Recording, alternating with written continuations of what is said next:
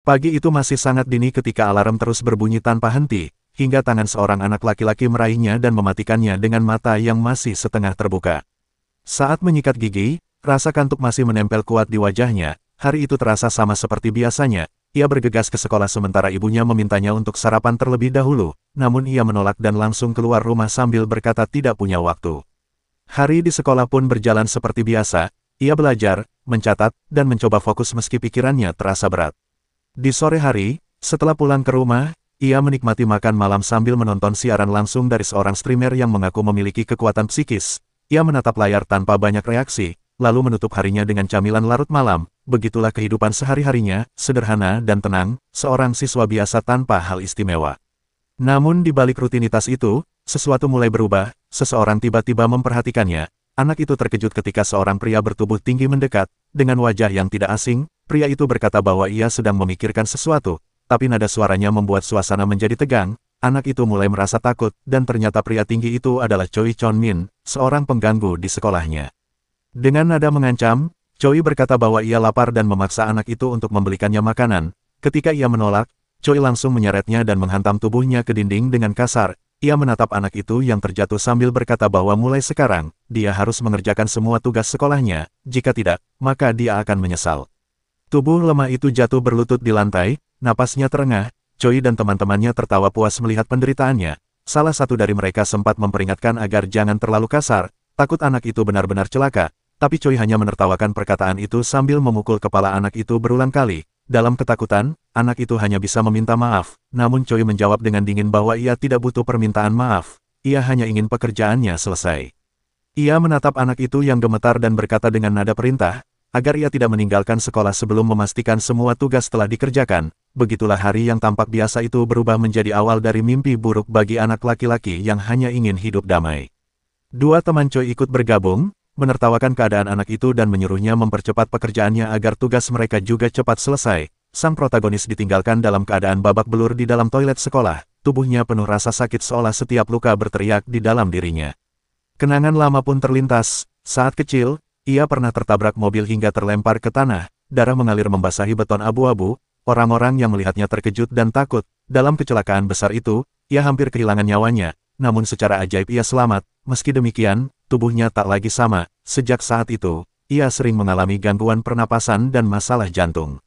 Ibunya, satu-satunya orang yang ia miliki, menanggung segalanya seorang diri. Setiap hari ibunya berjuang merawatnya, bahkan ketika kondisinya terus memburuk, berkat keteguhan sang ibu, ia perlahan pulih dan dapat hidup seperti orang normal. Namun normal, hanya berlaku di rumah, karena di luar sana, dunia memperlakukannya berbeda. Sejak masuk sekolah menengah atas, kehidupannya yang tenang mulai berubah. Ia menjadi sasaran empuk bagi para siswa yang lebih kuat, termasuk Choi Chon-min dan gengnya. Hari-harinya yang dulu sederhana kini berubah menjadi lingkaran penderitaan tanpa akhir. Setelah berjam-jam bekerja keras, akhirnya semua tugas selesai. Ia menatap hasil kerjanya dengan tangan gemetar, lalu memotret dan mengirimkannya kepada Choi sebagai bukti. Begitu pesan terkirim, tubuhnya lemas, seolah seluruh energi terkuras. Dalam keheningan itu, ia duduk termenung, memikirkan hidupnya yang menyedihkan dan kapan keberuntungan akan berpihak padanya lagi. Namun di tengah pikirannya yang kalut, suara dering ponsel tiba-tiba memecah kesunyian, membuat jantungnya berdebar keras sekali lagi. Anak itu tampak bingung saat ponselnya berdering. Ia tidak menunggu panggilan dari siapapun, apalagi dari nomor tak dikenal. Rasa penasaran membuatnya mengangkat telepon itu, mengira bahwa yang menelepon adalah Choi Chon-min, namun suara di seberang terdengar aneh, terputus-putus, dan tidak bisa ia pahami. Ia buru-buru berkata bahwa tugasnya sudah selesai dan foto sudah dikirim, tapi kemudian suara itu menyebut namanya dengan jelas. Seketika tubuhnya merinding, suara di telepon terdengar dingin dan menyeramkan, berkata bahwa ia harus mendengarkan jika ingin tetap hidup. Sosok misterius itu memintanya datang ke ruang kepala sekolah setelah sekolah menjadi gelap, dan baru boleh keluar ketika semuanya benar-benar sunyi. Ia dilarang pulang atau meminta bantuan siapapun, ia hanya perlu mencari hotel yang terlihat dari jendela, karena itu satu-satunya jalan untuk menyelamatkan diri dari kematian. Setelah kalimat itu diucapkan, panggilan pun terputus begitu saja. Hanbit menatap ponselnya dengan rasa kesal, ia mengira itu hanya lelucon bodoh dengan suara palsu. Ia tak memikirkannya lagi dan memutuskan untuk pulang, karena tidak ada alasan untuk tetap di sekolah. Tapi tepat saat ia hendak beranjak, seluruh sekolah tiba-tiba gelap.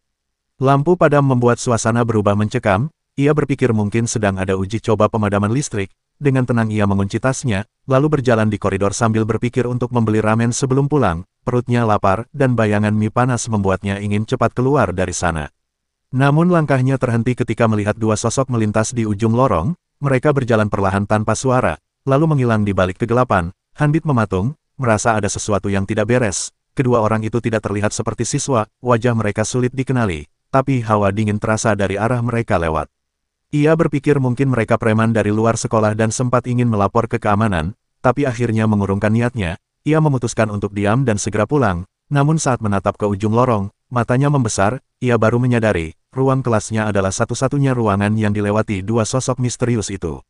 Dengan langkah ragu, Hanbit memutuskan untuk memeriksa ruang kelasnya. Ia ingin memastikan apakah dua sosok tadi benar-benar ada di sana, atau hanya bayangan pikirannya saja. Namun begitu ia sampai di depan pintu, tubuhnya seketika membeku, dua sosok itu kini berdiri tepat di hadapannya. Udara di sekitar terasa menekan, napasnya tersengal, dan keringat dingin mulai menetes di pelipisnya. Tatapan mereka tajam dengan senyum lebar yang menakutkan. Salah satu dari mereka menatap lurus ke arahnya dan menyebut namanya, Hanbit. Ia berkata bahwa mereka telah lama mencarinya, dan bahwa mereka datang untuk memastikan apakah bocah itu membawa sesuatu yang mereka butuhkan. Dengan suara gemetar, Hanbit menjawab bahwa ia tidak punya apapun yang mungkin menarik perhatian mereka. Namun sebelum sempat melangkah mundur, sesuatu yang tak terduga terjadi. Sosok tinggi di hadapannya menembus dadanya dengan tangan kosong. Darah menyembur keluar, tubuhnya terhuyung sebelum jatuh ke lantai. Dalam pandangan kabur, Hanbit mendengar suara gila yang berkata bahwa bocah itu pasti menyembunyikan benda yang mereka cari. Sosok lain yang mengenakan jas putih berkata bahwa anak itu berbohong, dan bahwa yang mereka cari memang ada di tubuhnya, lalu menatap dada Hanbit dengan senyum mengerikan. Apa yang kami cari? Ada di sini, katanya, sebelum dengan kejam menarik keluar organ sang anak dari tubuhnya. Ia menatap organ itu dengan ekspresi puas, seolah telah menemukan harta yang ia dambakan selama ini. Namun tiba-tiba Hanbit membuka matanya lebar-lebar, ia terbangun dengan napas terengah di dalam ruang kelasnya sendiri. Tubuhnya gemetar, tangannya langsung menyentuh dadanya, memastikan tidak ada luka, semua masih utuh. Ia menatap sekeliling dengan wajah pucat, menyadari bahwa semuanya hanyalah mimpi buruk. Ia menghembuskan napas panjang lalu tertawa kecil, berusaha menenangkan diri. Hanya mimpi, gumamnya pelan.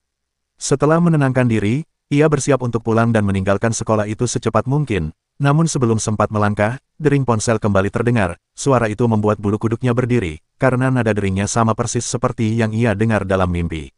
Dengan perlahan, Hanbit menoleh ke arah ponsel itu, matanya membesar saat melihat ada seseorang yang sedang meneleponnya. Telepon itu berasal dari nomor tak dikenal, sama seperti yang ia lihat dalam mimpinya. Hanbit terdiam, rasa takut mulai menjalar karena ia khawatir mimpi buruk itu akan terulang. Panggilan itu terus berdering, membuat jantungnya berdetak kencang. Nomor dari dalam mimpinya kini benar-benar menelpon di dunia nyata. Dengan panik, Hanbit berlari menuju jendela untuk memastikan keadaan di luar. Semuanya tampak tenang, tidak ada tanda bahaya. Ia menghela napas lega dan tertawa kecil atas ketakutannya sendiri. Namun jauh di dalam hatinya masih tersisa keraguan, karena apa yang terjadi terasa terlalu mirip dengan mimpi itu. Akhirnya ia memutuskan untuk mengangkat telepon. Ia memanggil-manggil suara di seberang, namun tak ada jawaban, dan saat ia hendak menutup panggilan, suara itu tiba-tiba memanggil namanya. Suara berat dan dingin itu memperingatkan Hanbit untuk segera pergi dari sekolah, karena dua sosok pembunuh sedang menuju ke arahnya. Panik segera menyelimuti dirinya. Ia mencoba mendengarkan petunjuk dari suara itu, namun gangguan sinyal membuat suaranya terputus-putus. Sebelum sempat menanyakan apapun, sambungan itu terputus sepenuhnya. Kebingungan dan takut, Hanbit memutuskan untuk segera meninggalkan sekolah. Namun tiba-tiba lampu padam, kegelapan menyelimuti seluruh gedung, membuat napasnya tercekat. Ia mulai berlari sekencang mungkin, menyadari bahwa mimpi buruknya kini menjadi nyata. Dua makhluk itu akan datang, tapi di tengah pelariannya, rasa sakit tiba-tiba menyerang dadanya. Ia tersandung di tangga dan jatuh keras ke lantai. Dengan tubuh gemetar, Hanbit memaksa diri untuk bangkit. Ia mengutuk jantung lemahnya yang kembali berkhianat di saat genting. Di tengah keputusasaan itu, suara langkah kaki mulai terdengar dari ujung koridor. Suara itu perlahan mendekat, dua bayangan muncul di kegelapan. Panik, Hanbit segera mencari tempat untuk bersembunyi. Ia menelusuri setiap sudut sampai akhirnya menemukan pintu yang sedikit terbuka. Tanpa pikir panjang, ia segera masuk dan menahan napas. Dua sosok gila itu tiba di tempat kejadian, tersenyum lebar dengan mata yang tak wajar. Mereka berjalan perlahan sambil mencari mangsanya. Hanbit menutup mulutnya rapat, takut suara sekecil apapun akan membongkar persembunyiannya. Beberapa detik terasa seperti selamanya, sampai akhirnya langkah mereka menjauh. Begitu yakin keadaan aman, Hanbit keluar perlahan lalu berlari sekuat tenaga. Ia menerobos pintu keluar sekolah tanpa menoleh ke belakang. Udara malam menyambutnya dengan dingin yang menusuk. tubuhnya lemas, keringat dingin mengalir deras, ia jatuh berlutut di depan rumahnya, napas tersengal, masih tidak percaya bahwa ia selamat, rasa lega dan ngeri bercampur di dalam dirinya, ia sadar bahwa apa yang ia alami barusan bukan mimpi lagi, ia benar-benar dikejar oleh pembunuh. Hanbit mencoba memahami semua yang baru saja terjadi, tapi pikirannya terlalu kacau, ia memutuskan untuk menenangkan diri dan segera menghubungi ibunya. Namun sebelum sempat menekan nomor, suara asing tiba-tiba terdengar di dalam rumah. Suara itu berkata bahwa ia sudah lama menunggu. Hanbit menoleh, dan di hadapannya kini berdiri sosok bertopeng. Lelaki itu memperkenalkan diri sebagai Perret, seorang pembunuh dari organisasi Saviors of Light. Dengan suara tenang yang menakutkan, ia mengatakan bahwa Hanbit menyimpan sesuatu yang sangat berharga di dalam tubuhnya. Hanbit ketakutan dan berpura-pura tidak tahu apa yang dimaksud. Tetapi Perret menatapnya tajam dan mengatakan bahwa ia tahu pasti benda itu ada di dalam hatinya. Ia menyebutnya Degan. Kebingungan melanda Hanbit, Perret tampak heran, seolah tidak menyangka bahwa wadah penyimpanan senjata itu ternyata hanya seorang remaja. Ia menyebut hal itu sebagai hasil dari eksperimen tak terduga dari kelompok tertentu. Lalu dengan nada datar, ia memberi dua pilihan, Hanbit bisa menyerahkan benda itu secara sukarela, atau membiarkannya diambil paksa. Namun Hanbit hanya menatap dengan wajah pucat dan berkata lirih, menanyakan apakah yang dimaksud Degan itu adalah senjata api sungguhan. Dalam kepanikan, Hanbit bersikeras mengatakan bahwa seorang remaja tidak punya alasan untuk membawa senjata dan menuduh pria itu telah menerobos masuk ke rumahnya. Ia mengancam akan memanggil pihak berwenang jika pria itu tidak segera pergi. Namun dalam sekejap, sang pembunuh menutup jarak dan menghantam tubuh Hanbit begitu keras hingga ia terpental ke dinding. Dengan nada datar pria itu bertanya apakah Hanbit sudah siap untuk bermain. Ia lalu mulai menanyai beberapa hal pribadi sebelum menegaskan bahwa ia tidak datang untuk berbincang hal sepele. Perret yakin bocah itu hanya berpura-pura tidak tahu, ia memerintahkan agar barang itu diserahkan sekarang juga. Tanpa ragu ia menusuk tangan Hanbit dengan pisau sambil berteriak agar menyerahkan senjatanya. Hanbit berteriak kesakitan dan mulai memohon. Ia bersumpah tidak tahu apa yang dimaksud pria itu dan terus meminta ampun. Melihat hal itu Perret justru tertawa. Baginya jelas bahwa bocah itu sama sekali tidak tahu apa yang tersembunyi di dalam kotak penyimpanan itu. Ia pun memutuskan menggunakan kekuatannya. Dengan kekuatan telekinetik ia menarik beberapa pisau dapur hingga melayang di udara. Hanbit terkejut melihat pisau-pisau itu bergetar di udara seolah hidup. Perret kemudian memutuskan mengambil senjata itu sendiri. Sementara pisau-pisau itu mulai mengarah pada tubuh Hanbit. Dalam ketakutan, Hanbit hanya bisa berdoa agar ada yang menolongnya. Dan doa itu pun dijawab. Dalam keheningan malam, darah tertumpah. Warna merah mulai mengotori lantai, sang penyelamat yang dimintanya akhirnya datang tepat waktu. Penyelamat itu tidak lain adalah ibunya sendiri. Wanita itu segera berlari menghampiri dan memeriksa keadaan anaknya untuk memastikan ia baik-baik saja. Namun seketika tubuh sang ibu roboh ke tanah, membuat Hanbit terpaku dalam ketakutan. Dalam pelukannya kini terbaring ibunya yang terluka parah. Dengan suara lemah, sang ibu memohon agar putranya segera melarikan diri. Namun Hanbit menolak meninggalkannya. Ia bersikeras ingin membawa ibunya ke rumah sakit, meski tubuhnya sendiri penuh luka. Sementara itu, sang pembunuh menatap mereka dengan dingin. Ia mengenali wanita itu sebagai penjaga pemilik senjata yang ia cari. Dengan nada mengejek ia mengatakan bahwa kedatangannya sungguh tepat waktu, seolah menjadi bagian terbaik dari pertunjukan yang ia ciptakan. Melihat situasi semakin kacau, Hanbit akhirnya menawarkan satu hal, ia bersedia memberikan benda yang diinginkan sang pembunuh. Asalkan ibunya bisa dibawa ke dokter. Saat itu juga, sang ibu dengan gerakan halus menyelipkan sesuatu ke dalam saku putranya. Hanbit yang masih berlutut memohon agar nyawa ibunya diselamatkan. Namun tiba-tiba sang ibu melompat maju dan menabrak tubuh sang pembunuh dengan kekuatan penuh hingga pria bertopeng itu terpental menghantam dinding. Kesal, sang pembunuh segera menggunakan kekuatannya untuk membalas serangan. Ia berteriak bahwa apa yang dilakukan wanita itu sia-sia. Meski tubuhnya dipenuhi luka, sang ibu tetap berdiri tegak. Ia mengaktifkan kemampuannya sendiri, membuat sang pembunuh terkejut tak percaya dengan kekuatan yang dilepaskan. Dalam detik-detik terakhirnya, wanita itu memandang anaknya dengan lembut. Ia meminta maaf karena telah menyembunyikan banyak hal darinya, mengatakan bahwa semua itu dilakukan demi keselamatannya. Dengan senyum terakhir, ia berpesan agar Hanbit selalu ingat bahwa ia akan mencintainya selamanya. Cahaya besar kemudian menyelimuti seluruh tempat itu. Ledakan dahsyat mengguncang malam itu. Dalam sekejap, tempat itu berubah menjadi lautan api dan puing-puing yang membara. Segalanya hancur berantakan, api dan debu menelan seluruh tempat hingga tak ada yang tersisa. Namun di antara reruntuhan, perlahan muncul satu sosok, dialah Hanbit, sang remaja yang kini terbaring penuh luka dan debu. Ia menatap langit yang gelap tanpa suara, masih tidak percaya pada kenyataan bahwa ibunya telah mengorbankan diri demi dirinya.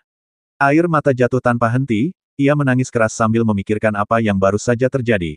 Ia tidak pernah melakukan dosa sebesar itu untuk menerima penderitaan sekejam ini. Dalam tangisnya, Hanbit berdoa agar semua ini hanyalah mimpi, namun dunia tetap diam, dan keputusasaan menelan hatinya. Tiba-tiba, sesuatu bergerak di antara puing-puing, batu besar yang retak perlahan pecah, lalu hancur sepenuhnya. Dari balik asap muncul sosok bertopeng itu, masih hidup, dengan senyum puas di wajahnya. Ia tertawa sinis dan menyesal karena tidak memotong anggota tubuh wanita itu lebih dulu. Ia menggerutu bahwa gabungan kemampuan auto-destruction dan anti-human yang digunakan sang ibu telah menggagalkan rencananya. Dengan nada kecewa ia berkata bahwa pertunjukannya berakhir tanpa kesenangan, dan menganggap dirinya dikhianati oleh hasilnya. Tanpa banyak bicara, sang pembunuh kembali menegaskan tujuannya, memburu kotak penyimpanan yang masih hidup. Sementara itu, Hanbit yang ketakutan berlari sekuat tenaga. Ia menembus jalan gelap tanpa arah, sambil memaki nasib yang menimpanya. Ia tidak sanggup memahami kenyataan aneh ini, apalagi bahwa semua kekacauan bermula dari benda yang kini ada di dalam dadanya. Ia sadar tak akan ada seorang pun yang percaya jika ia menceritakan apa yang telah ia lihat malam itu. Dalam kepanikan, pikirannya mulai kabur, hanya satu hal yang terlintas. Ia harus menuju kantor polisi, di sana setidaknya ia bisa berlindung, meski ceritanya sulit dipercaya. Namun di tengah langkahnya yang terburu-buru, suara misterius yang pernah ia dengar kembali terngiang. Mengingat kata-kata itu, langkah Hanbit perlahan melambat. Suara itu pernah berkata agar ia tidak meminta bantuan siapapun, dan menuju jendela tempat sebuah hotel bisa terlihat jika ingin bertahan hidup. Dalam keputusasaan, ia memikirkan kembali panggilan itu, dan bagaimana suara itu menuntunnya lolos dari dua pembunuh sebelumnya. Saat itu pikirannya masih kacau, namun ketika menelaah kembali, Hanbit sadar bahwa ia selamat hanya ketika menuruti instruksi suara itu. Jika ia ke kantor polisi, mungkin ia justru akan mati. Ia mulai bertanya-tanya tentang jendela yang dimaksud. Kalimat itu bisa berarti ribuan tempat berbeda. Tidak ada petunjuk pasti yang bisa menuntunnya. Di tengah kebingungan itu, suara langkah kaki terdengar di belakang. Pembunuh bertopeng itu telah tiba. Tatapan dingin pria itu langsung tertuju padanya. Hanbit membekuk ketakutan, tubuhnya gemetar, dan ia hanya bisa memohon agar dibiarkan hidup. Namun ketika kakinya menginjak genangan air, matanya menangkap sesuatu yang aneh. Di permukaan air, ia melihat pantulan kata hotel dari papan reklame yang terbalik. Seketika semuanya menjadi jelas. Yang dimaksud suara misterius bukan jendela tempat hotel terlihat, melainkan pantulan tulisan hotel di jendela. Tempat itulah lokasi aman yang dimaksud. Namun sebelum ia sempat berpikir lebih jauh, pembunuh itu melesat menerjang. Hanbit tersentak panik. Ia berbalik menuju pintu masuk bangunan terdekat dan berlari sekuat tenaga. Nafasnya berat, langkahnya cepat. Ia menaiki tangga tanpa henti. Di belakangnya, langkah sang pembunuh kian dekat, dan rasa takut yang menjeratnya berubah menjadi teror murni. Hanbit tidak tahu harus berbuat apa. Dalam keadaan putus asa, ia memutuskan mengikuti petunjuk dari suara misterius di telepon dan menuju ke tempat yang disebut sebagai jendela keselamatan. Ia berdoa agar ada sesuatu di sana yang dapat menyelamatkannya. Semakin dekat ia ke ruangan itu, hatinya semakin yakin bahwa keselamatan menantinya di balik pintu. Namun saat tiba, yang ia temukan hanyalah kehampaan yang mencekam. Sebelum sempat berpikir, tubuhnya tiba-tiba tertusuk dari belakang. Darah hangat mengalir deras dari dadanya. Ia jatuh terkapar di lantai. Tubuhnya gemetar di genangan darah sendiri, napasnya tersengal, kesadarannya perlahan memudar. Di belakangnya, sang pembunuh bertopeng mendekat dan bertanya apakah ia menikmati pengejaran tadi. Dalam sisa tenaganya, Hanbit hanya bisa memohon agar seseorang datang menyelamatkannya. Si badut gila itu berkata bahwa ia tidak membutuhkan siapapun di sekitarnya. Ia menatap Hanbit yang terbaring lemah dan bertanya apakah ia membencinya karena menjadi badut yang menyedihkan atau karena penderitaan yang ditimpakan kepadanya. Dengan tawa gila, ia mengatakan bahwa pertemuan terakhir mereka harus diakhiri dengan senyuman, karena wajah sedih akan tampak buruk di tubuh yang mati. Saat pisau itu hendak menembus dadanya, pemuda itu berteriak meminta pertolongan terakhir kali. Tiba-tiba dua sosok menerobos dinding dan masuk ke ruangan. Si pembunuh terkejut, di depannya berdiri seorang gadis dengan permen lollipop di mulut dan pistol di tangan. Ia meminta badut itu pergi, lalu langsung menembak tanpa ragu. Peluru melesat cepat, namun sang pembunuh menangkisnya dengan penghalang kecil yang terbentuk di depan topengnya. Badut itu tertawa puas, mengatakan bahwa mereka tak akan mampu melawannya, dan meminta maaf karena ia tiba lebih dulu. Namun sebelum kata-katanya selesai, pria dengan lengan batu sudah melancarkan serangan keras. Tinju itu menghantam tubuh badut dan melemparkannya jauh menembus beberapa dinding. Dengan si pembunuh terlempar jauh, gadis itu segera menghampiri Hanbit yang tak sadarkan diri. Ia berusaha membangunkannya, namun terkejut saat melihat luka parah di dada Hanbit. Pria berlengan batu memperingatkan agar mereka segera mundur, tapi gadis itu menolak. Ia berkata harus memberikan pertolongan pertama, karena jika terlambat sedikit saja, nyawa pemuda itu tak akan tertolong. Belum sempat ia selesai, serangan tiba-tiba datang. Pria berlengan batu dengan refleks cepat menghindar, dan saat itu si pembunuh muncul kembali, menyerang dengan kekuatan lebih besar. Ia melayang di udara menggunakan anggota tubuh yang dikendalikan energi aneh. menyerang tanpa henti sambil menertawakan korbannya. Pertarungan sengit pun terjadi, si pembunuh melempar belatinya dengan lintasan yang tidak bisa ditebak. Pria berbatu berhasil menangkisnya, tapi pertahanan itu justru membuatnya terbuka. Sebuah tendangan keras menghantamnya, melempar tubuhnya ke tembok hingga retak. Si badut tertawa, mengatakan bahwa menendang lawan yang lemah terasa menyenangkan, lalu menatap Jin Soyul dan memperingatkan agar tidak menyentuh Hanbit. Namun pria berbatu itu segera bangkit lagi, dengan amarah membara, ia menyerang si badut, membuat keduanya bentrok keras hingga lantai bergetar. Tenaganya begitu besar hingga kaki sang pembunuh tertanam dalam ke lantai. Ia mencemooh lawannya dengan dingin, tapi si badut justru tertawa histeris menikmati setiap pukulan yang diterimanya. Dari kejauhan, Jin Soyul menyaksikan semua itu dengan wajah tegang, ia tahu bahwa setiap detik bisa menjadi akhir bagi mereka. Ia berlutut di samping Hanbit yang terluka, berusaha membangunkannya kembali, dan setelah beberapa kali dipanggil, mata Hanbit akhirnya terbuka. Dengan suara lembut namun tergesa, Jin Soyul memperkenalkan dirinya. Ia berkata berasal dari organisasi bayangan hitam yang datang untuk menyelamatkannya. Dialah suara misterius yang selama ini membimbingnya lewat panggilan telepon. Saat Hanbit bertanya tentang bayangan hitam, Soyul langsung menjelaskan bahwa mereka bukan datang untuk merebut senjata yang tertanam di dadanya, melainkan untuk melindunginya. Ia berkata bahwa ia datang tepat waktu sebelum keadaan Hanbit semakin memburuk. Kini, ia meminta bantuannya, karena tanpa kekuatan Hanbit, mereka tidak akan sanggup bertahan menghadapi teror yang mengintai di balik bayangan. Jin Soyul lalu menjelaskan bahwa di dalam tubuhnya terdapat perisai pelindung di sekitar jantung yang disebut limiter, berfungsi menahan kekuatan senjata yang tersegel di dalam dirinya, namun pelindung itu kini telah hancur karena serangan Peret. Tanpa ragu Jin Soyul menegaskan bahwa satu-satunya cara agar dia tetap hidup adalah dengan bertahan pada kewarasannya dan tidak membiarkan dirinya diserap oleh kekuatan senjata tersebut. Ia juga memintanya untuk hanya memikirkan hal positif karena pikiran negatif akan membuatnya mudah dikuasai oleh kekuatan itu. Setelah berkata begitu Jin Soyul meminta Hanbit fokus pada pertarungan dalam dirinya dan menyerahkan misi penyelamatan pada mereka. Namun Hanbit yang sudah kesulitan bernapas tidak sempat menjawab, tubuhnya tiba-tiba terhenti dan jatuh tak sadarkan diri. Jin Soyul terkejut lalu berteriak memanggil rekannya Taeduk agar segera membantu. Tanpa perlu penjelasan panjang Taeduk sudah tahu apa yang harus dilakukan. Ia mundur beberapa langkah, menghimpun kekuatan, lalu menghantam lantai sekuat tenaga. Guncangan besar seketika terjadi membuat si pembunuh hampir terlempar. Ketika debu mulai mereda, terlihat sebuah lubang besar terbentuk di lantai. Pembunuh itu tampak terkejut namun juga tertarik karena lubang tersebut menembus hingga ke beberapa lantai di bawah. Ia segera melompat masuk sambil berpikir bahwa musuhnya hanya berpura-pura menyerang untuk kabur lewat bawah tanah. Ia juga merasa yakin bahwa meski mereka punya jalan kabur, mereka tidak akan jauh karena membawa seorang anak yang terluka parah membuat pergerakan mereka lambat. Menurutnya melarikan diri lewat bawah tanah hanyalah kesalahan fatal. Namun begitu ia mendarat di bawah, matanya membesar karena tempat itu kosong sama sekali. Musuh yang ia kejar menghilang tanpa jejak.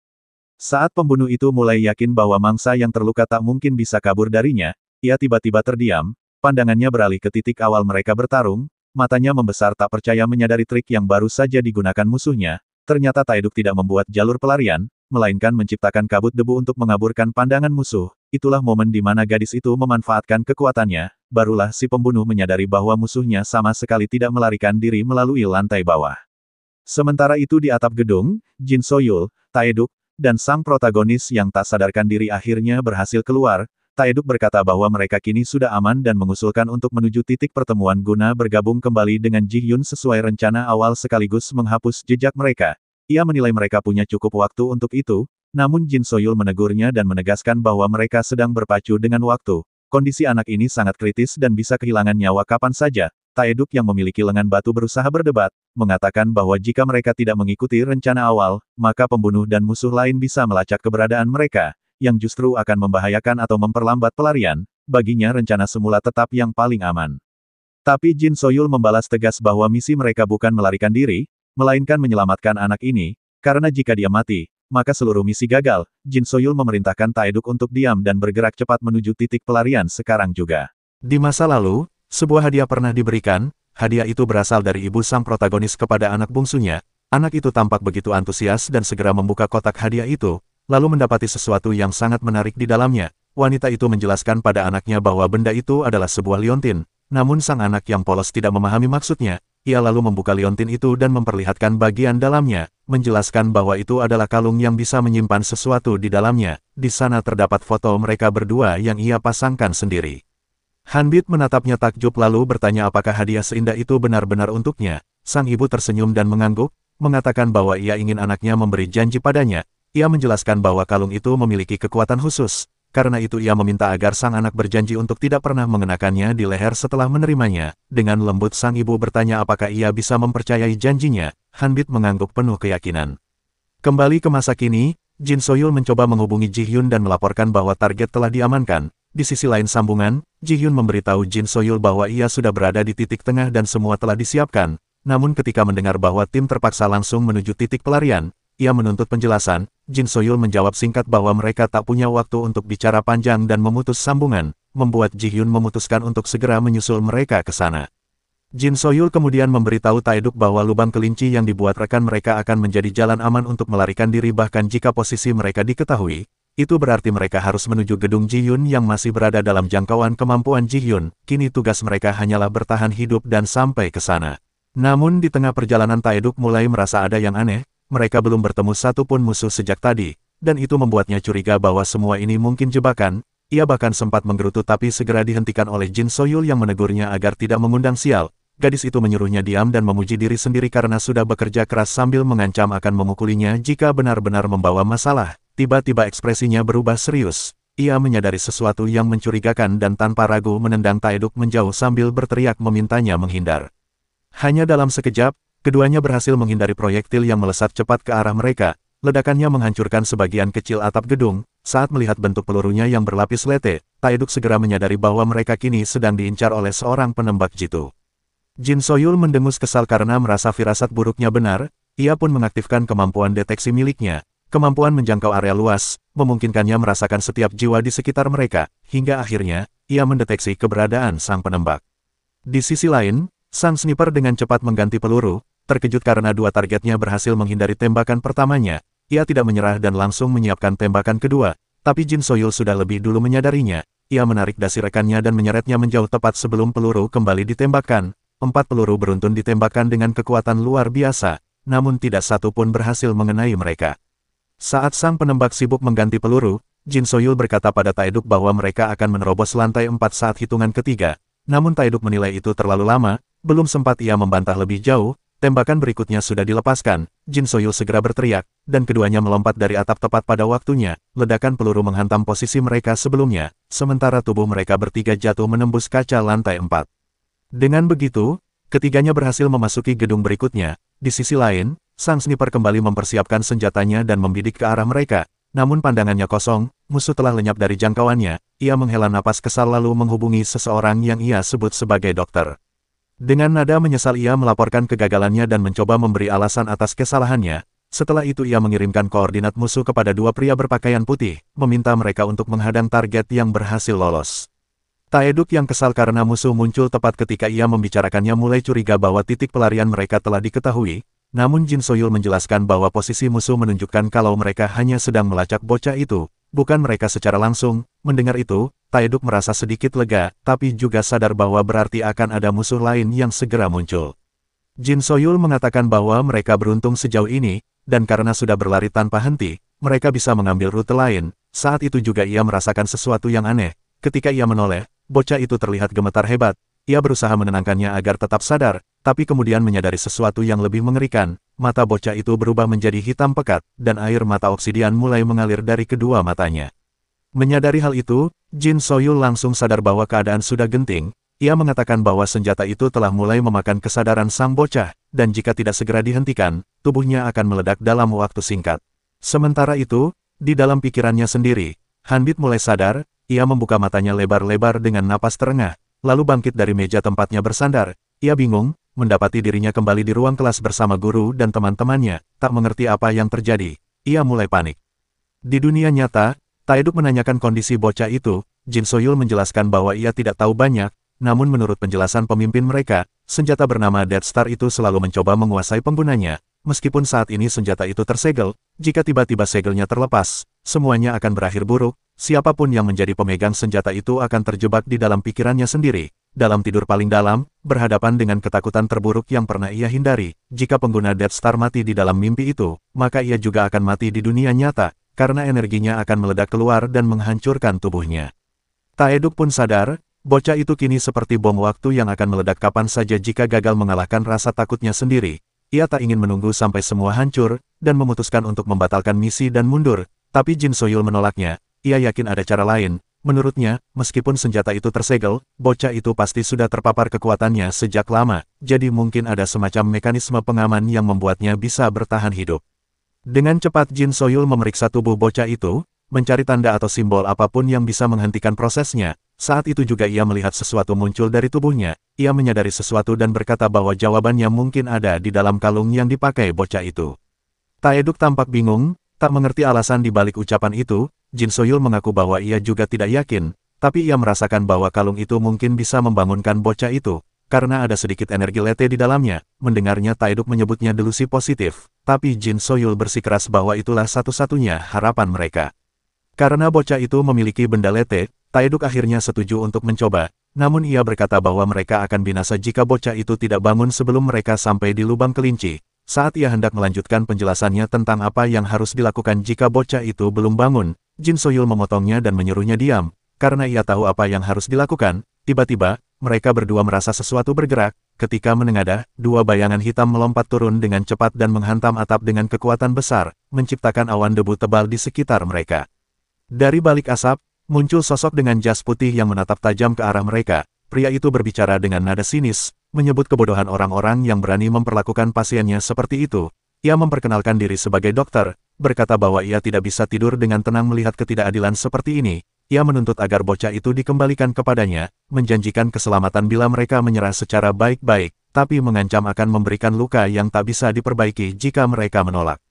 Sementara itu, di dalam pikirannya, Hanbit terlempar keras ke meja dan jatuh ke lantai, wajahnya penuh kesakitan. Ia mencoba meminta maaf, tapi sosok di depannya tak peduli. Orang itu menarik kerah bajunya dan menghantam wajahnya dengan pukulan keras, membuat tubuhnya terpental melewati deretan meja di kelas. Sang pembuli tersenyum puas, sementara Hanbit yang menerima pukulan terbaring kesakitan. Hanbit memohon ampun, berkata bahwa ia akan berubah mulai sekarang, namun ia justru menerima pukulan keras di wajahnya. Pembuli itu tak ingin mendengar alasan apapun, ia terus memukulinya tanpa henti sambil bertanya apakah Hanbit tahu alasan semua ini terjadi. Ia kemudian menarik rambut Hanbit dan memaksanya menatap ke sekeliling, mempermalukannya di depan semua orang, lalu ia bertanya apakah Hanbit sadar mengapa tak ada satupun yang mencoba menghentikan kejadian itu. Dengan air mata yang menetes, Hanbit hanya mampu bertanya kenapa, namun sang pembuli mendekat dan berbisik bahwa itu karena dirinya tak berguna, tak memiliki nilai, dan hanya tahu mengeluh. Setelah itu ia menendang wajah Hanbit dengan keras dan berkata bahwa tak seorang pun ingin berada di dekatnya. Ia terus menginjak Hanbit yang terkapar, mengatakan bahwa hidupnya, tubuh lemah dan rapuh itu, hanyalah beban bagi semua orang. Dengan penuh hinaan ia memerintahkan Hanbit untuk lenyap dari dunia ini, menegaskan bahwa tak ada yang akan merindukannya. Tendangan terakhir itu begitu kuat hingga kalung yang dipakai Hanbit terlepas dari lehernya. Darah memercik di lantai kelas, tubuhnya jatuh tak berdaya, dan saat pandangannya mulai kabur, pikirannya perlahan tenggelam. Di tengah rasa sakit itu, Hanbit tak bisa menolak kenyataan bahwa ada kebenaran dalam kata-kata kejam sang pembuli.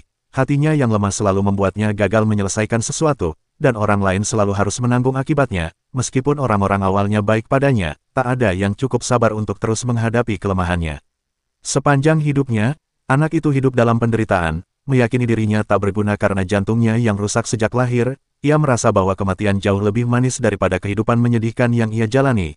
Namun saat ia hendak menyerah sepenuhnya, cahaya ungu tiba-tiba muncul dari tanah. Dari cahaya itu, muncul nyala api berwarna violet yang membakar sesuatu. Pandangannya tertegun saat menyadari benda itu adalah liontin berisi foto dirinya bersama sang ibu. Ia hanya bisa menatap tanpa daya, menyaksikan benda paling berharga dalam hidupnya berubah menjadi abu dan lenyap tertiup angin. Di dunia nyata, para pria berjubah putih berbicara dengan nada dingin. Mereka menganggap kondisi kritis sang anak sebagai hal yang baik, karena jika dibiarkan, tubuhnya bisa meledak dan menghancurkan area luas. Salah satu dari mereka berkata bahwa ia bisa mengeluarkan senjata di dalam tubuh sang anak untuk menghindari risiko itu, sambil menuntut keputusan cepat. Jin Soyul yang berada di tempat itu tersenyum tipis. Ia tak menyangka bahwa para pria berjubah putih bisa berpikir sejauh itu. Dengan kekuatannya, ia memegang granat dan membuatnya tak kasat mata, lalu melemparkannya sambil memberi isyarat agar rekannya mundur. Seketika ledakan besar mengguncang tempat itu, dokter berjubah putih itu terpental, namun itu bukanlah masalah baginya. Dengan nada bercanda ia mengungkapkan bahwa ia terkejut oleh kekejaman orang dari bayangan hitam yang menyerangnya. Namun saat ia hendak melawan dengan cara keras, granat yang tak terlihat kembali muncul tepat di depan wajahnya. Dalam sekejap, Jin Soyul memberi tanda kepada rekannya untuk segera kabur. ledakan berikutnya meledakkan udara, dan suara tawa gila terdengar dari dalam asap. Sang dokter, yang terlindung oleh partnernya, justru tertawa puas melihat kelicikan sang bayangan wanita. Ia pun memerintahkan rekannya, Skull, untuk bergerak. Sementara itu, di dalam mimpi sang anak, tempat ia terus dipukuli tanpa ampun, sang penyerang kembali menginjak wajahnya sekali lagi. Sang pembuli menindih tubuhnya dan menyamakan Hanbit yang masih berusaha hidup itu dengan kecoa yang tak tahu diri. Dengan nada penuh ejekan, ia berkata bahwa keberadaan si Hanbit sendiri hanyalah sebuah kesalahan, sesuatu yang seharusnya tak pernah ada. Ia menegaskan bahwa satu-satunya cara agar ia bisa berguna bagi dunia adalah dengan mengakhiri hidupnya sendiri. Sambil tertawa sinis, ia lalu melemparkan sebilah senjata ke tanah di depan Hanbit, berkata bahwa tugas itu sangat sederhana, bahkan seseorang selemah dia pun bisa melakukannya. Sementara itu di dunia nyata, Jin Soyul berusaha menghubungi rekannya yang hampir tiba di titik pertemuan. Ia memberitahu bahwa ia kini berada di dekat gedung milik June, dan memperingatkan bahwa seseorang tengah memburu mereka. Karena itu, ia memaksa rekannya untuk segera membuka pintu kelinci secepat mungkin. Namun sebelum ia sempat menyelesaikan panggilannya, serangan dari Skull datang menghantam. Musuh itu telah berhasil menyusul mereka. Tanpa ragu, Jin Soyul segera mengeluarkan pistolnya dan menembak balik untuk melawan. Tetapi tindakan itu membuatnya lengah, memberi kesempatan bagi sang dokter untuk menyelinap dari belakang. Dengan cepat, dokter itu memanggil skalpel miliknya dan melepaskan gelombang tebasan tajam yang disebut insisi. Serangan itu begitu cepat hingga sulit dihindari, membuat Jin Soyul harus berjuang keras menangkis setiap tebasan yang datang bertubi-tubi. Pertarungan itu semakin intens dan berpindah hingga ke puncak gedung. Pada saat yang sama, bayangan hitam lainnya menerobos masuk melalui jendela lantai bawah. Ji Yun kini menyadari posisi rekan-rekannya dan meminta waktu 30 detik untuk memusatkan persepsinya. Taeduk, yang mendengar permintaan itu, mulai mengeluh seperti biasa karena batas waktu itu selalu menjadi kendala dalam membuka pintu kelinci yang sangat penting.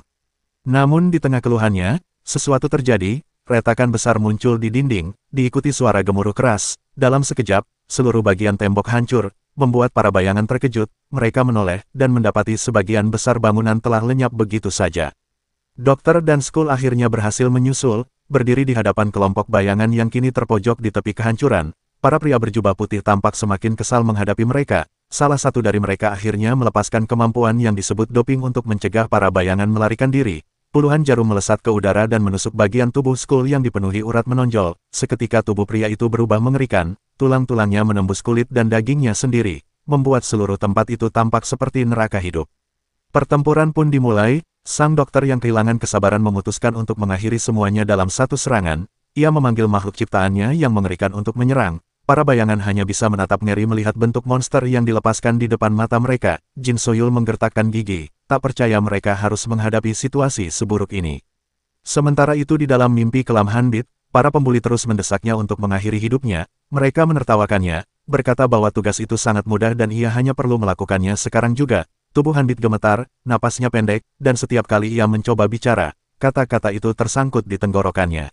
Kembali ke dunia nyata, Taeduk berkata bahwa mereka tak bisa menunggu lebih lama, namun Jin Soyul bersikeras agar mereka bertahan sedikit lagi. Namun Taeduk menolak, mengatakan bahwa ini satu-satunya kesempatan untuk mengakhiri Black Star. Taeduk menatapnya dan berkata agar Jin Soyul melakukan apapun yang perlu dilakukan, sementara dirinya akan menahan musuh untuk memberi waktu hingga pintu pelarian muncul.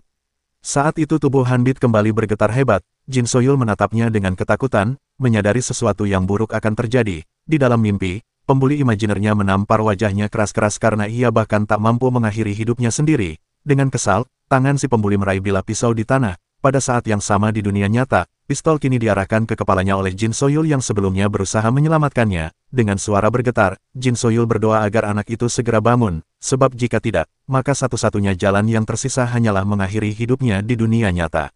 Sang pembuli memuji Hanbit, karena berhasil bertahan hidup begitu lama dalam penderitaan sebelum bersiap memberikan pukulan terakhir. Sementara itu di dunia nyata pertarungan 2 lawan 1 terus berlanjut. Taeduk mulai kewalahan, namun dalam perjuangannya ia melihat celah untuk melarikan diri.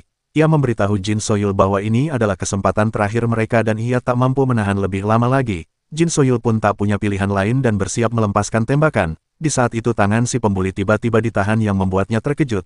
Hanbit mulai melawan. Ia teringat janjinya kepada ibunya untuk tidak pernah mengenakan liontin di lehernya, dan jika suatu hari nanti ia mendapati liontin itu terpasang atau gambarnya mulai terbakar berarti dirinya tidak lagi berada di dunia nyata. Menyadari bahwa semuanya hanyalah mimpi, ia mengerahkan seluruh kekuatannya dan memukul si pembuli tinggi itu dengan sekuat tenaga.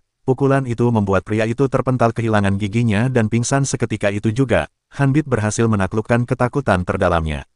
Di dunia nyata tangan Hanbit yang tadinya gemetar mendadak berhenti. Jin Soyul yang melihatnya tampak terkejut. Ia tak percaya apa yang baru saja terjadi. Namun pada saat yang sama ledakan besar mengguncang gedung itu, sumbernya adalah Skull yang melepaskan kekuatan dahsyat dan mulai menekan Taeduk. Kekacauan terjadi di seluruh bangunan. Dalam momen itu, tubuh Hanbit yang masih tak sadarkan diri ditarik oleh arus menuju lubang kelinci, bersama Taeduk yang tubuhnya terjatuh ke dalam kehampaan.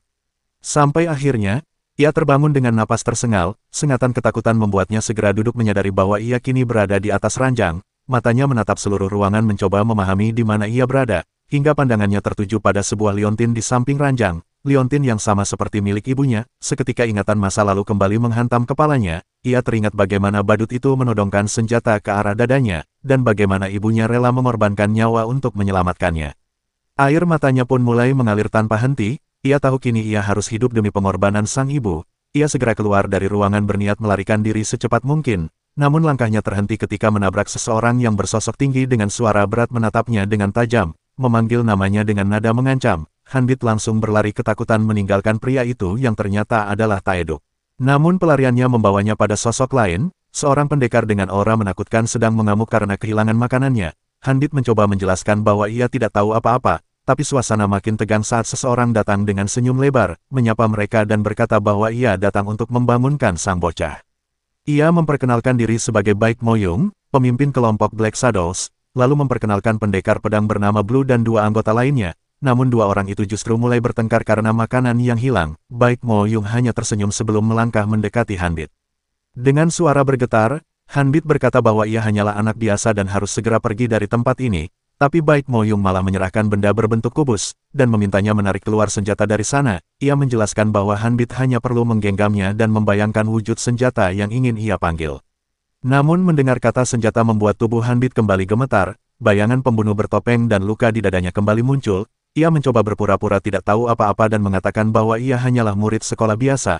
Mendengar hal itu, dalam sekejap Blue menghilang dan muncul di belakang Hanbit dengan pedang di tangan. Suaranya tajam dan dingin saat memberi perintah agar bocah itu segera mengeluarkan senjatanya dalam hitungan ketiga.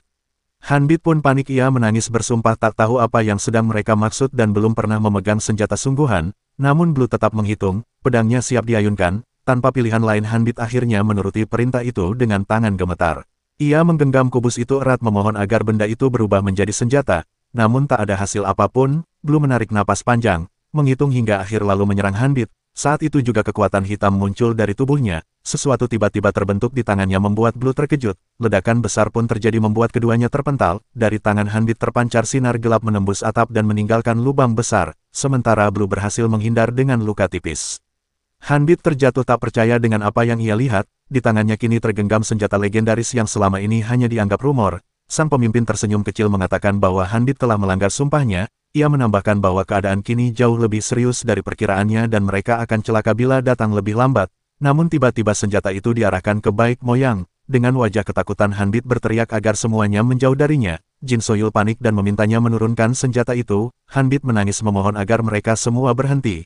Ia bersumpah bahwa ia tidak tahu apapun tentang senjata ini, dan menuntut alasan atas semua penderitaan ini. Taeduk mencoba menenangkannya, mengatakan bahwa Blue tak bermaksud menyakitinya. Tapi Hanbit membalas dengan suara gemetar bahwa ia bukan orang bodoh, karena jelas Blue tadi menodongkan pedang ke arahnya. Dalam ketakutan dan kebingungan ia memohon untuk dilepaskan.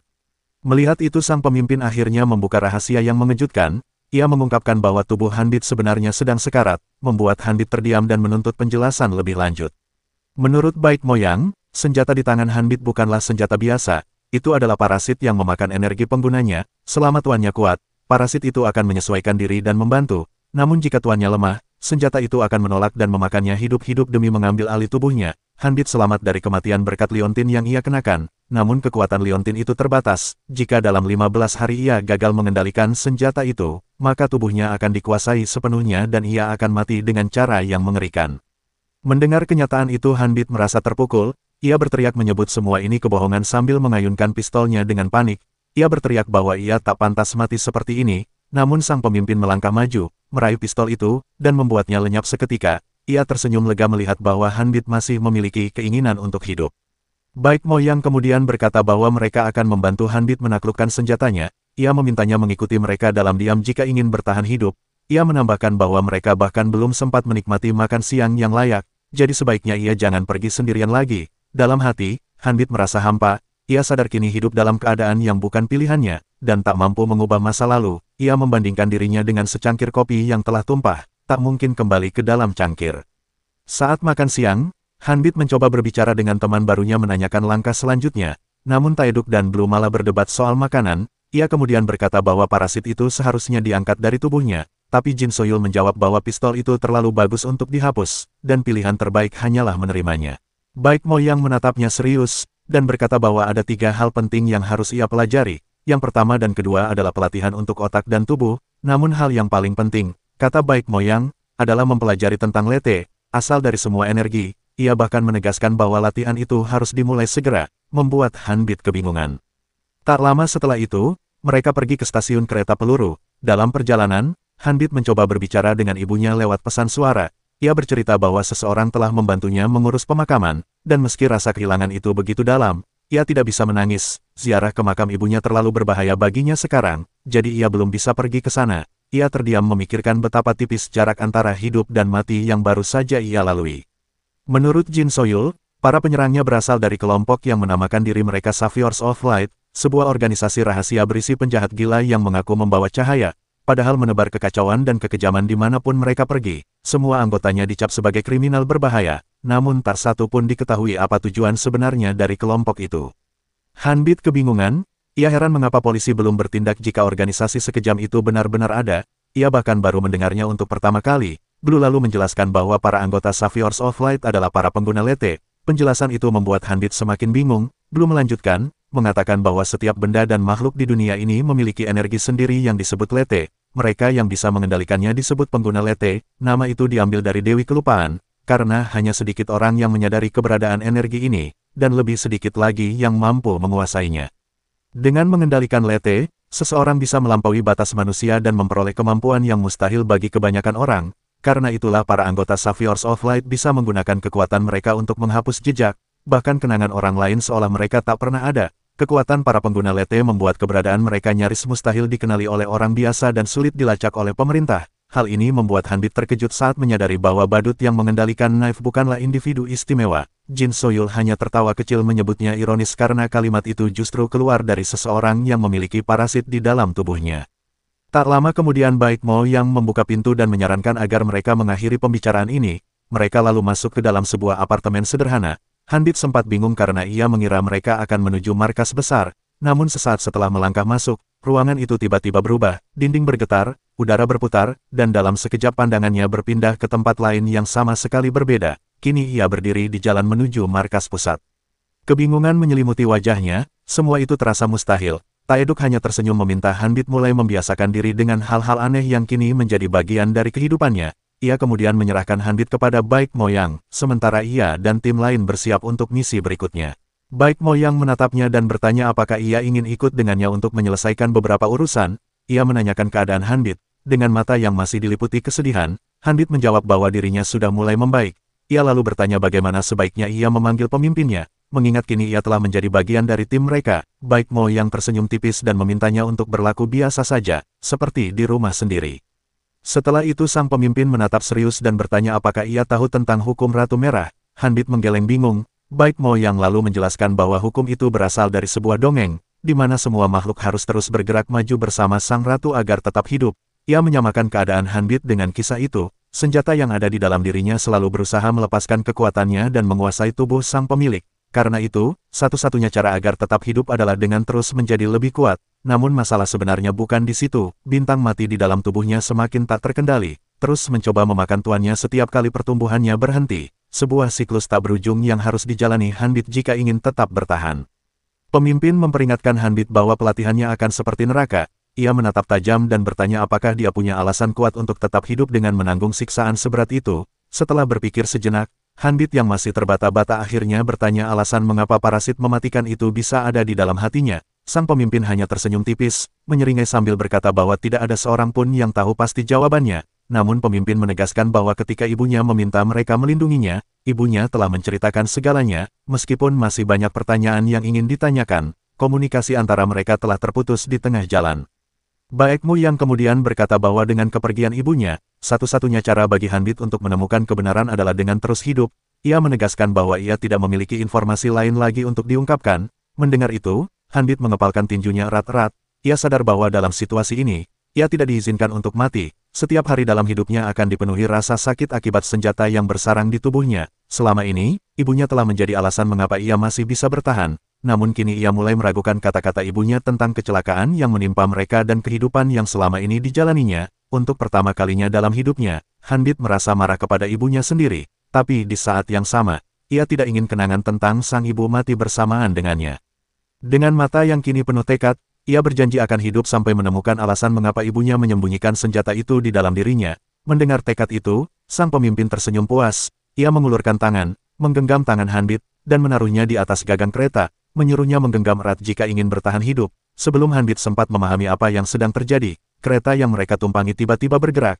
Ia berusaha menjaga keseimbangannya, tapi seluruh tubuhnya hampir terlempar karena kereta keluar dari rel. Badan kereta terangkat beberapa meter ke udara sebelum akhirnya jatuh menghantam jalur besi dengan keras. Benturan itu memutus salah satu gerbong, membuatnya terjun ke bawah hingga hancur berkeping-keping. Hanya masalah waktu sebelum seluruh rangkaian kereta ikut jatuh. Hanbit yang terkejut berusaha bertahan agar tidak ikut terjatuh, mencengkram apapun yang bisa ia raih. Dengan napas terengah, ia berteriak menanyakan pada pemimpin apakah ada masalah teknis, tapi yang ia dapat hanyalah jawaban dingin bahwa pelatihannya baru saja dimulai. Baekmu yang memerintahkannya untuk berjalan menuju dirinya sendiri, menggantung di atas kehampaan, dan mencari tahu arti kata-katanya melalui tindakan. Hanbit menolak mempercayai bahwa ini bagian dari pelatihan, tapi belum sempat ia memprotes. Kereta kembali bergerak, tubuhnya berguncang hebat saat jarak antara dirinya dan dasar jurang semakin menipis. Ia menjerit minta penjelasan, namun pelatihnya hanya bertanya apakah ia ingin keretanya dijalankan ulang. Dengan putus asa, Hanbit memohon agar diberi latihan yang lebih mudah. Ia berjanji akan berusaha keras setelah mempelajari dasarnya. Baekmu yang hanya tersenyum tipis, mengatakan bahwa pelatihan ini memang mengejutkan baginya, namun tujuannya adalah untuk memperkuat tubuhnya. Ia berkata bahwa untuk menyelesaikan ujian ini, Hanbit membutuhkan bantuan untuk menyeimbangkan dirinya. Sesaat kemudian, sang pemimpin melemparkan bola energi berwarna biru ke arahnya. Energi itu menghantam tubuhnya tepat di dada. Dalam sekejap, rasa sakit yang tajam menjalar dari pusat tubuhnya.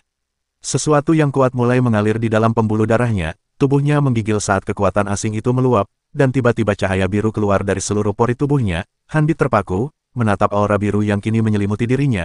Energi itu terasa aneh, seolah bukan miliknya sendiri. Melihat kebingungan itu, Baekmu yang menjelaskan bahwa itu adalah energi latte di dalam dirinya. Semua makhluk memilikinya, tapi energi itu biasanya tertidur dan tak terlibat dengan dunia luar. Namun dengan cara tertentu, energi itu bisa dibangkitkan dan dikeluarkan, membuat pemiliknya mampu memanfaatkannya. Ia menambahkan bahwa tubuh Hanbit akan merasa kelelahan karena belum bisa mengendalikannya, tapi ia menenangkan dengan mengatakan bahwa proses itu akan berlangsung perlahan.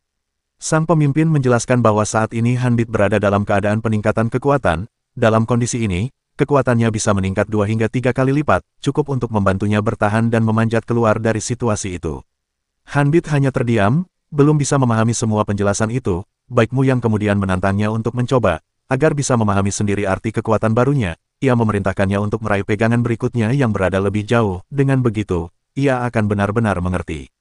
Hanbit menatap tujuan di depannya, jaraknya terasa mustahil. Dengan napas berat, ia menolak, mengatakan bahwa untuk bertahan saja sudah merupakan perjuangan hidup dan mati. Namun sang pemimpin menyebut bahwa hal itu hanyalah perkara sepele, dan menegaskan bahwa sekarang ia seharusnya lebih tenang karena telah melewati tahap awal kebangkitan energi dalam dirinya.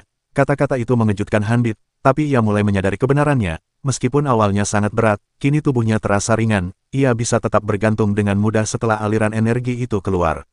Sambil mencoba memahami kekuatan barunya, Hanbit mendengar suara pemimpinnya yang menyuruhnya bergerak cepat. Dengan tekad baru, ia menekan pegangan kecil di dekat kakinya untuk dijadikan tumpuan. Setelah menarik napas dalam, ia melompat tinggi, berusaha sekuat tenaga mencapai tujuan yang ditetapkan, sampai akhirnya tangannya berhasil meraih sesuatu, tapi yang ia genggam bukanlah pegangan yang diminta. Ia justru mencapai titik yang jauh lebih tinggi dari target semula. Teriakan bahagia keluar dari mulutnya, penuh rasa takjub atas pencapaiannya. Sang pemimpin hanya tersenyum tipis, seolah membenarkan semua yang baru saja ia katakan.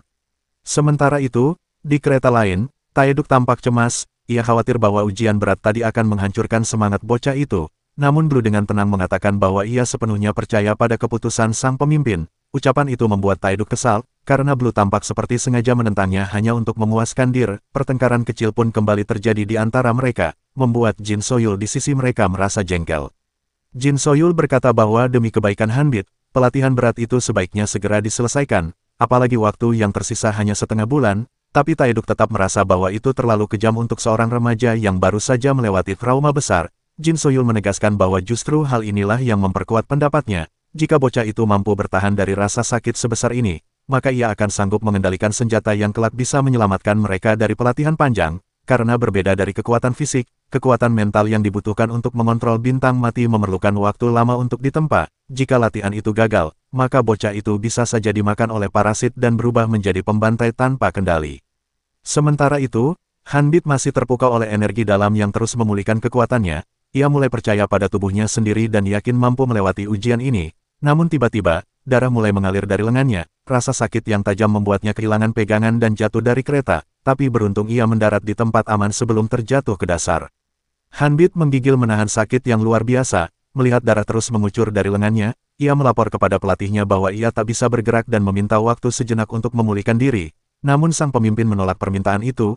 Ia menyuruhnya untuk terus maju, mengatakan bahwa tubuhnya bukanlah hasil keajaiban, melainkan hanya mendapatkan peningkatan stamina besar. Luka seperti itu, katanya, wajar terjadi pada tubuh yang belum terlatih. Sang pemimpin menegaskan bahwa energi dalam Hanbit cukup untuk menahan rasa sakit dan terus mendaki. Luka semacam itu memang sudah seharusnya dialami dalam prosesnya. Tapi ketika Hanbit berkata bahwa lengannya terkilir dan memohon bantuan, pelatihnya justru membentak agar ia berhenti mencari alasan.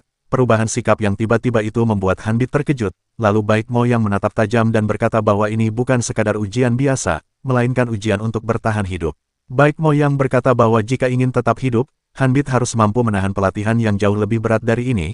Ia menjelaskan bahwa semua latihan ini dilakukan atas permintaan ibunya, dan ia tidak akan melarang jika Hanbit ingin menyerah sekarang. Namun karena kekuatan parasit di dalam dirinya belum dapat dikendalikan, Baik Mo yang memperingatkan bahwa jika dia berhenti, maka senjata dan tubuhnya akan dimusnahkan demi mencegah bencana yang mungkin terjadi. Kereta terus bergoyang di atas jurang. Hanbit memohon ampun, berjanji akan berusaha sekuat tenaga. Dengan sisa semangatnya, ia menatap ke atas dan bersiap menghadapi ujian itu sekali lagi. Namun ketika ia mencoba bangkit, rasa nyeri tajam menusuk kakinya, otot di dalamnya terasa seperti robek, membuatnya terjatuh dan berguling kesakitan sambil menjerit menahan perih. Baik Mo yang menatapnya dingin dan berkata bahwa ia sebaiknya menyerah saja, karena tak akan bertahan hidup jika gagal melewati ujian ini. Hanbit mencoba menjawab bahwa rasa sakitnya sudah tak tertahankan, tapi sebelum ia sempat berkata lebih jauh, sesuatu yang mengejutkan terjadi. Kereta tempatnya bergantung mulai meluncur turun kembali ke jurang, membuatnya ketakutan. Di tengah kekacauan itu, sang pemimpin berkata bahwa semua ini adalah bagian dari ujian. Jika ia tidak mampu tumbuh dalam waktu sebulan, maka segalanya akan berakhir di sini. Hanya tekad kuat yang bisa menyelamatkannya. Dengan air mata mengalir dan tubuh penuh luka, Hanbit mencoba mengabaikan rasa sakit dan kembali memanjat, namun setiap gerakan menimbulkan penderitaan yang lebih dalam. Ia kembali jatuh dan berteriak meminta waktu istirahat, mengaku tak mampu lagi naik ke atas. Baik Mo yang menghela napas panjang, dengan wajah kecewa ia berkata bahwa dirinya telah salah menilai. Ia mengira trauma masa lalu Hanbit akan membuatnya lebih kuat, tapi ternyata, hal itu justru membuatnya menjadi pengeluh. Ucapan itu membuat Hanbit terdiam. Ia benar-benar terkejut ketika mendengar bahwa pemimpinnya secara tidak langsung mengatakan kalau ibunya pasti akan malu melihat dirinya seperti ini. Mendengar kata-kata itu, emosi Hanbit mulai memuncak. Baik Mo yang tertegun melihat bagaimana Hanbit tiba-tiba melarangnya berbicara demikian. Hanbit menegaskan bahwa sang pemimpin tidak berhak berbicara tentang sesuatu yang tidak ia ketahui, terutama penderitaan yang harus ia tanggung akibat kondisinya. Ia sudah lama menjadi bahan ejekan di antara rekan-rekannya, dan tidak terima jika Baik Mo yang juga mengucapkan hal semudah itu tentang ibunya. Baik Mo yang menatapnya tajam dan menuduh bahwa Hanbit hanya berpura-pura terluka. Ia berkata bahwa meski memiliki trauma seumur hidup, Hanbit justru menjadikan rasa sakitnya sebagai senjata. Menurutnya, orang yang terbiasa menyerah akan terus mencari alasan, dan selama ini Hanbit tidak pernah benar-benar berusaha. Ia hanya bersembunyi di balik citra lemah agar orang lain mau menolongnya. Hanbit mencoba membela diri, namun tiba-tiba kerah bajunya ditarik keras. Baik Mo yang berteriak agar ia berhenti memikirkan masa lalu dan mulai fokus pada masa depan. Jika ingin hidup, maka ia harus melakukan yang terbaik sekarang, bukan terus mengeluh. Dengan suara bergetar, sang pemimpin bertanya apakah ia akan terus meminta bantuan orang lain untuk melanjutkan hidupnya. Hanbit membantah, menegaskan bahwa ia tidak pernah meminta pertolongan siapapun, bahwa semua yang ia lakukan adalah hasil usahanya sendiri. Namun ucapan itu membuat ingatannya berputar. ia teringat satu-satunya teman yang selalu membantunya karena kondisi tubuhnya, lalu teringat pula masa lalu kelam saat ia diintimidasi dan hanya bisa bersembunyi, diam tanpa melakukan apapun. Meski begitu, Hanbit tetap yakin bahwa ia tidak pernah meminta bantuan siapapun, semua yang ia lakukan lahir dari keinginannya sendiri. Beberapa detik kemudian, Baek Moyang mengangkat tangannya dan menghantam dinding kereta dengan pukulan keras, suara dentuman bergema, dan seluruh badan kereta bergetar hebat. Hanbit menatap terkejut, menyadari betapa besar tekanan yang kini sedang ia hadapi. Roda kereta mulai berputar lagi, menimbulkan suara gesekan logam yang menggema di udara.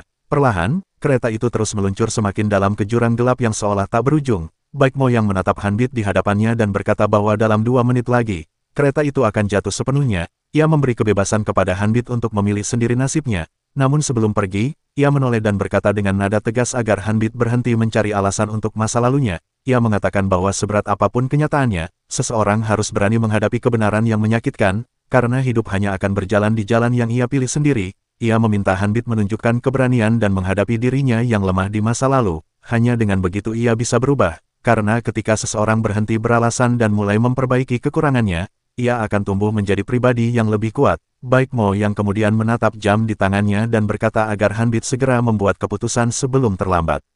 Hanbit menatap tanah, tubuhnya gemetar di antara rasa takut dan tekad. Ia jatuh berlutut, sementara kereta kembali bergetar dan bergeser perlahan menuju jurang. Di atas atap kereta, Baek Moyang, pemimpin kelompok Black Shadows, mengeluarkan ponselnya dan melakukan panggilan singkat untuk mengabarkan tentang tim yang masih siaga. Setelah menutup telepon, ia berteriak dari atas agar Hanbit segera memanjat, karena waktu mereka hampir habis. Kereta terus meluncur turun ke jurang, namun sama sekali tidak ada pergerakan. Pemimpin yang kecewa hendak mengumumkan kegagalan bocah itu lewat telepon, namun sebelum sempat melakukannya, ia melihat sebuah tangan muncul dari sisi gerbong, berusaha meraih batang besi untuk naik ke permukaan. Meski tubuhnya dikuasai rasa sakit yang luar biasa, Hanbit tetap memaksakan diri untuk bangkit. Dalam derita itu, ia mengakui bahwa pemimpinnya benar. Selama ini ia selalu menggunakan kelemahannya sebagai alasan untuk tidak berusaha sepenuh hati, menjadikannya cara mudah untuk mendapatkan simpati dan bantuan orang lain. Ia sadar dirinya pengecut yang bersembunyi di balik penyakitnya, tapi kini semuanya berbeda. Ia muak dengan dirinya sendiri, muak dengan hidupnya yang lemah. Ketika kereta akhirnya jatuh ke dalam kegelapan, tekadnya telah bulat, dalam hatinya tumbuh keinginan kuat untuk berubah, untuk keluar dari lingkaran penderitaan yang ia ciptakan sendiri. Tubuhnya akhirnya tak mampu bertahan dan pingsan, jatuh bersama kereta yang terhempas di dasar jurang. Melihat itu, Baek Moyang hanya tersenyum tipis. Ia puas dengan apa yang dilihatnya. Bocah itu telah menunjukkan tekad sejati, dan kini pelatihannya yang sesungguhnya baru akan dimulai. Di tempat lain, sebuah kokon bergetar pelan. Dari dalamnya, seseorang berusaha keluar. Sutra putih pecah, dan tubuh Hanbit jatuh ke tanah. Terbatuk-batuk mengeluarkan cairan asing yang melekat di tubuhnya. Di sekelilingnya tampak banyak kokon serupa, menggantung di udara dalam cahaya redup. Hanbit terengah-engah, berusaha mengatur napas sambil menatap cairan aneh di kulitnya. Ia menatap sekeliling, berusaha memahami di mana dirinya berada. Ingatannya hanya berhenti pada kejadian di kereta. Ketika ia menengadah, sesuatu menetes dari atas kepalanya, pandangannya perlahan naik dan seketika tubuhnya membeku. Tepat di atasnya, seekor laba-laba raksasa bergelantungan di antara jaring putih tebal. Rasa takut langsung menyeruak. Ia berteriak panik, matanya membesar tak percaya. Ia berlari mencari jalan keluar, mencoba menghindari makhluk itu, lalu terdengar suara lembut seorang gadis dari atas jaring, bertanya kenapa dia sudah keluar dari kokon penyembuhan. Gadis itu tampak heran, karena benang sutra biasanya tidak akan robek begitu saja. Hanbit menatap ke atas, melihat seorang gadis berdiri di atas jaring sutra. Dengan gugup ia bertanya siapa gadis itu. Gadis itu baru sadar belum memperkenalkan diri, lalu dengan tenang menyebut namanya, Baek Solmi, anggota tim pemulihan yang bertugas menyembuhkan luka para prajurit. Ia juga yang telah merawat Hanbit setelah pertempurannya melawan kelompok Saviors of Light. Ucapan itu membuat Hanbit terkejut, tapi ketakutannya belum reda. Ia menunjuk laba-laba besar itu dengan panik, meminta agar makhluk itu dijauhkan, namun Baek Solmi hanya tertawa kecil, menenangkannya bahwa laba-laba itu tidak berbahaya. Namanya Ara, laba-laba yang mengalami pertumbuhan luar biasa, dan jaringnya memiliki kekuatan penyembuhan alami, karena itulah tempat ini menjadi ruang pemulihan bagi mereka. Baek Solmi menegaskan bahwa Hanbit tidak boleh keluar untuk sementara waktu, mereka harus tinggal di sini beberapa hari hingga pemulihan selesai. Dengan wajah ceria, ia menyebut Ara sangat imut, membuat Hanbit bergidik jijik, tak percaya ada orang yang bisa menganggap makhluk itu lucu. Namun di balik suasana aneh itu, ia merasa ada yang janggal. Tatapannya berubah curiga saat ia menuntut penjelasan lebih lanjut, mengapa mereka harus tinggal di tempat ini lebih lama dari yang seharusnya, dan apa sebenarnya yang sedang terjadi di balik ruang penyembuhan ini.